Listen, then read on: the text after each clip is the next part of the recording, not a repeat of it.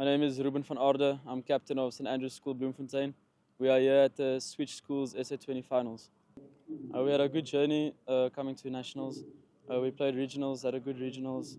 Unfortunately, I think we lost to Potch in a pool game, but then came through and then won the final against Rustenburg, which was quite good. Yeah. Players to watch, probably Nikhil Sukraj, a really good bowler, and then also FG Botha, a really good batter, and Jonathan Euclid up front with the bat as well. Yeah, obviously a bit of pressure, but now that we're experienced and that we've been here before last year, a bit of redemption here this time. So looking to leave a mark this year and yeah, I'll take the trophy home. I wouldn't say we have a rivalry with anyone, but I'm excited to play against Paul boys, and if we get to play Affies, that'll be nice, yeah. Off the field, just enjoying the campus, different environment here in Pretoria compared to Bloem, and just enjoying it with the boys.